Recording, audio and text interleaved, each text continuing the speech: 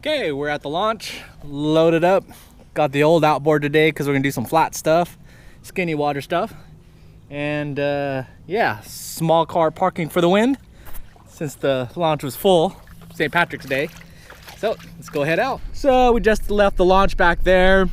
The islands we're gonna hit are these here. This first one I've already been to. All these along this ridge pattern I've been to, but those ones a little bit farther out are the two and possibly the three that I want to hit. Because it's about 3:30 right now. I don't want to hit those yet.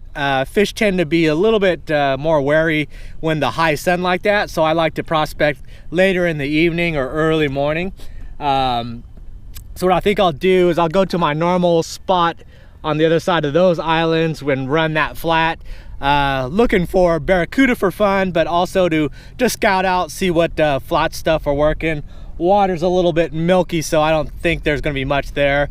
I'm still looking for that elusive first tarpon of spring. Still haven't seen one swim in, roll in, anything. So just keep my eye out for that. And yeah, let's go take a look. All right, we are set up for our first drift. I've got the Rapala Fire Tiger.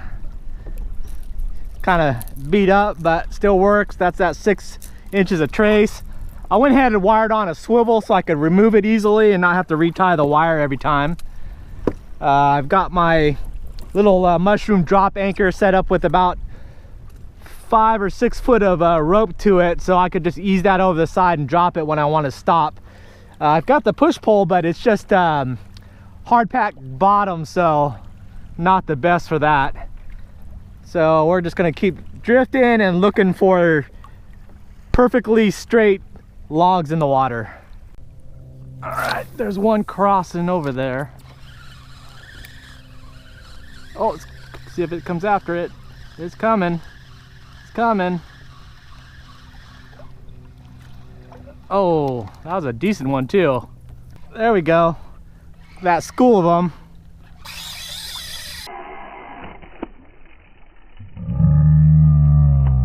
Oh, deep.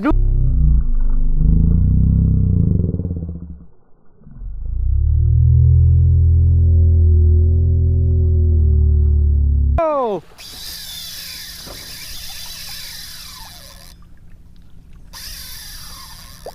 Oh, stay out of the trees.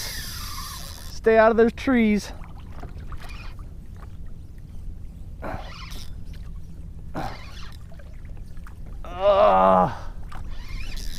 Nope, it's not in the trees. Come to me, baby. Yeah, that's what we like. Rocket time. See your other boys. Whoa, oh. Man, this one's part tarpon.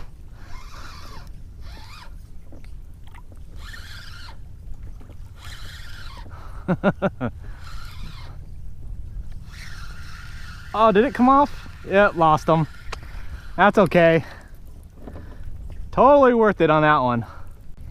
Okay, we've got 3 of them just sitting in a row right there. So I'm gonna throw it past them. Keep it high. See if any of them will. Oh, there they go. There he goes. There he goes. Oh, big old school of them. They're all like, what's going on? What's this guy doing?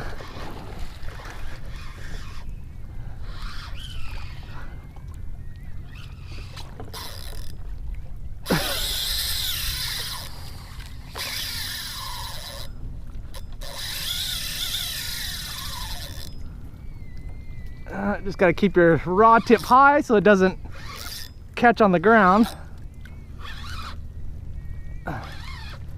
Bring them in. The death roll. They're all just swarming them.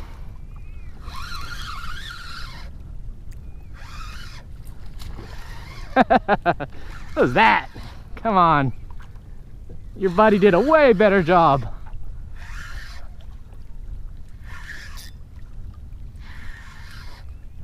I kind of wish it would just spit it Man, it looks like he swallowed it.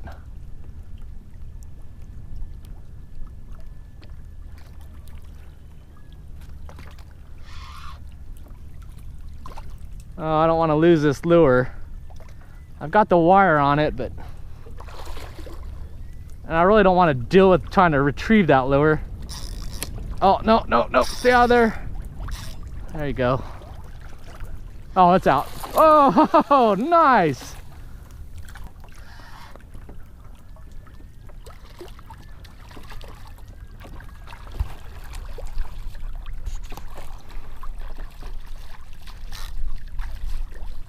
Oh, stay out of there.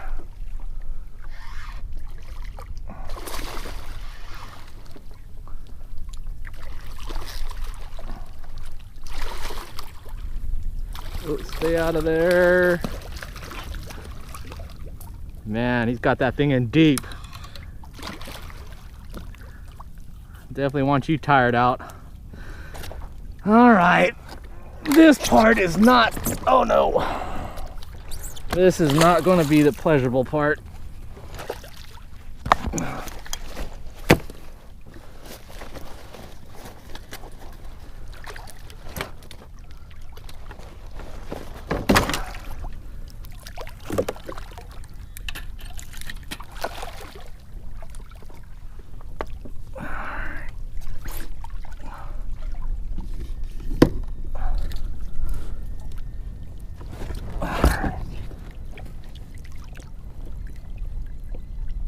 That treble's way in there. I don't want to grab it from that side. On this side, I think. Ah, damn, man.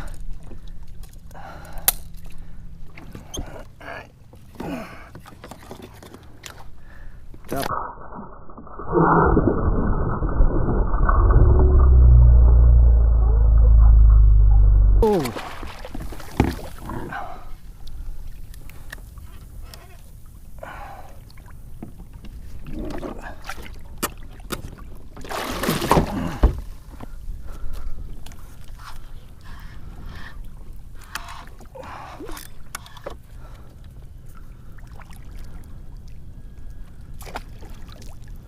Oh, now more of it's in his mouth.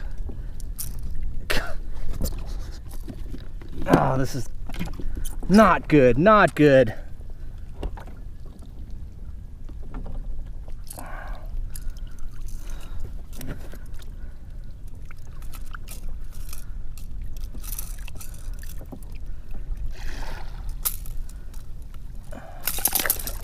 Easy.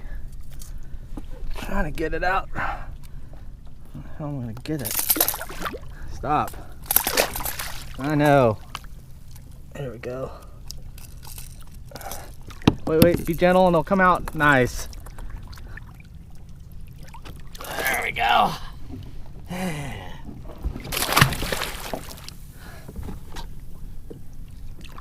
Off to fish another day. Ugh. All right, I'm done playing with the Cudas for now. I think what we'll do is go make a run to Big Key. That's the one I want to prospect. And I want to do some quality time, so that means running the whole 360 degrees. Ah, big shark right there. Dun, dun, dun, dun. Just sitting there. Big nurse or lemon. But I want to do a 360, check out all the little cuts and coves, see what's around. If I run into anything, then that's good. If not, I'll know areas if it's worthwhile to come back to that, like in the late evenings and stuff. No different how I'm finding those redfish, how I found that pocket of tarpon. It's just searching these spots out. So that's what we're gonna go do next. Okay, so we're here at the key. I think it's called Big Key. And I'm on the north side, so the Gulf of Mexico is facing out that way. And what I'm going to do is kind of go over what I look for when I'm reconning these islands. So the three things that I'm looking for when I'm reconning a new island. One is that generally there is a cut side, and it's basically a deeper channel that's cut right alongside of the mangroves, and it's mainly caused by the incoming and outgoing tide just every day, twice a day, it just keeps pushing that current, and it slowly erodes out one section of one side. So I'm looking for that deeper spot, because that tends to be where the fish are going to congregate, especially on the lower tide. Right now when it's high tide, not so much, but it's still a pocket area that they're going to hang out at. Number two is I try to take a look at, especially these bigger islands, any main channel cuts that go through it. So they might be boat size, they might be just kayak size, or they might be just trenches, but just something where the water cuts like a river through these mangroves. Those tend to wear out deeper cuts. They tend to really hide like the big mangrove snappers, and just the inlets and the outlets are great places where bait hang out, because that's where the current's going to be, and then where you find the bait and the current, you're going to find the bigger fish. And then the third thing is looking for game trails. Now, if you're a hunter, you're familiar with it. It's just basically worn out sections where small game, big game just walks between their bedding area to a watering hole, or from one section of a field to another. They just keep walking the same spot over and over again until it gets worn out. What I'm looking for here is not necessarily worn out spots, but just little cuts like that that interweave these mangroves. And that's a lot of times where I'll find out where those tarpon are hanging out. But it'll work the same thing for snook, redfish. The little passageways that current pushes through, enlarges, and they use those to go from this side of the island to the other side of the island, depending on where the current's at. So those are the three things I'm gonna be looking for. So I'm just gonna drift all the way around this island and just mapping it out and see if I could find any of those three things. These points are always good. You can kind of see how it's undercut. That's from that current hitting and digging underneath those roots. So there's kind of just, it's a little bit of an oddball because this roots are sticking out, but I guarantee there's stuff hiding underneath there. And you can see there's going to be another point and then another point, and they're all going to be that same similar thing. Versus over here, you can see the grass goes all the way up to the mangroves, so there's really not much of a cut there. There's just a little indentation, but not enough to be significant. So when you can kind of see where it's whited out.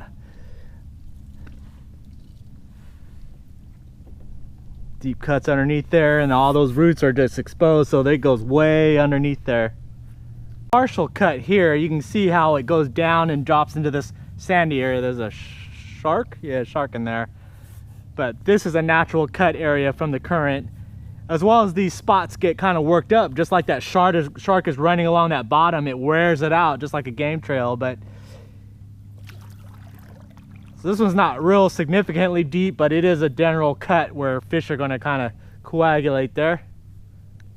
Now we're coming around to the point, and this is probably going to be a deep point. There goes something. Oh, looks like another shark. Another deep cut underneath those there. So definitely a worthwhile spot to hit. Ah, there's a coral head right here. And the deep worn out section all around it. It's a lobster spot. Okay, so now we are on the south side. So we started on the north side, so we're coming up on the south. I went all the way around to this side, and it was all this flat grass. Then you can see how it transitioned into, well, Big Ray, into a deep cut. So this is one of the cut sides that we're looking for. So it should run all along this edge. Shark, rays. So lots of life in this area. So this is the prime area to fish right here, I could tell, this whole section. So let's go take a look around. Yeah, this is definitely the side to be fishing. So that cut started from that corner all through here. And these are one of those channel ways I was talking about that kind of cuts through, and all that water gets focused through here. And then you've got these really deep cuts where it goes from a couple feet to 6-7 feet deep. And that water is just cranking through there, so that's pushing all that food right through these spots here. So let's go take a look through here and around. Okay, now we're on the east side of that corner, and you can see this is a huge, massive cut that comes through here, how deep it is, and how much water flow. I mean, it's like a river coming through here, and that's what you want. Ton of bait built up. So you can kind of tell this is where the fish are going to be. It's got all the food, got all these glass minnows built up. everything flushing off the flats is going to get pushed into here. Where the other side, there was not a lot of current and it was flat, grassy, not very much. Where this is, the current basically just rips all the water out. I mean, it must be 10 foot plus deep in here, if not more. And those are all snappers. Big old ray. Tons of snappers in here. Look at all those snappers.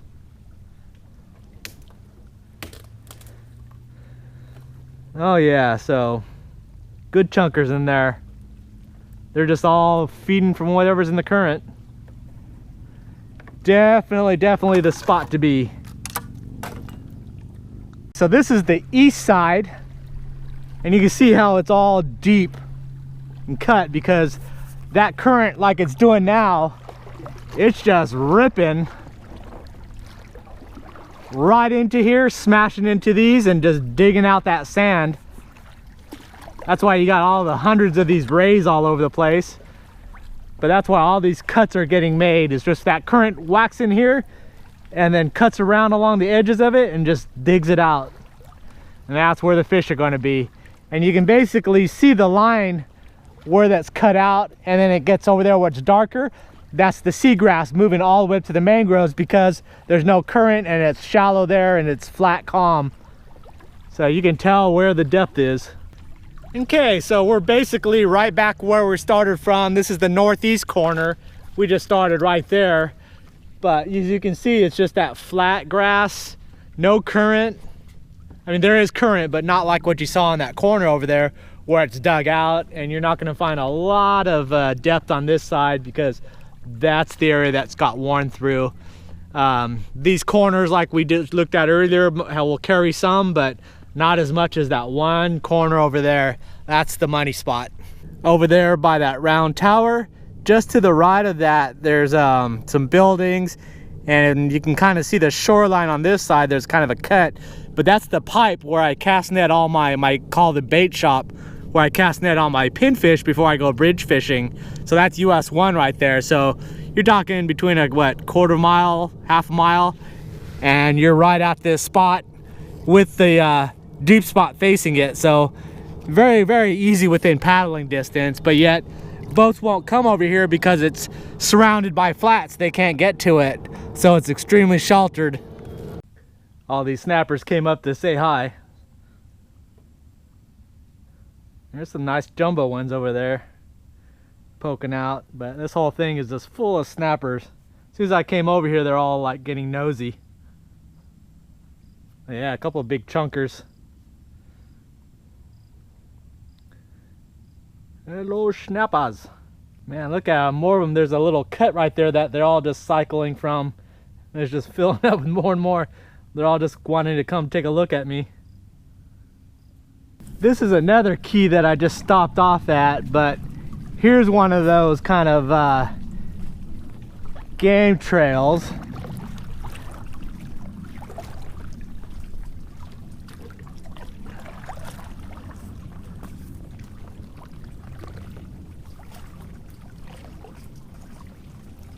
Little passageways that cuts through here. I don't know, is that pilchards? Might be pilchards there, that would be good. And those are kind of the game trails that go through and spread out through this island, and that's how all these fish can kind of go from one side to the other. And this is where I find the tarpon a lot of the time, the juvenile tarpon, hanging out in areas like this. You can see how it splits off and goes that way, another one goes that way. Just good places to check out. Well, I ended up calling it a day. I didn't feel like messing with those snappers. I've got probably a boat trip set up for tomorrow. Fred wants to go do some wreck fishing, so either that or I'll definitely be taking the kayak out with the new motor to break that in to go do some offshore stuff. So it should be a nice day out there. But anyways, hopefully that kind of helped you out in regards to deciphering fishing spots. Pretty much most every island has that similar layout. You just got to kind of recon it, go around, find those certain spots, and then just kind of work with it. You still have to adjust daytime, nighttime, incoming, outgoing current which baits and figuring out all that, but at least that gets you to an idea of the best fishable spots. The farther you find those islands out in more of the current, the more of a contour they're going to have, versus if you find an island that's tucked right against the mainland, it might not get as much current, so it's not going to have that much of a depth, but there still should be a spot one side or the other where you're going to find the fish hanging out. But anyways, hopefully you learned something from the video, enjoyed catching those cudas. But anyways, thanks for watching, and I'll see you next video. Bye.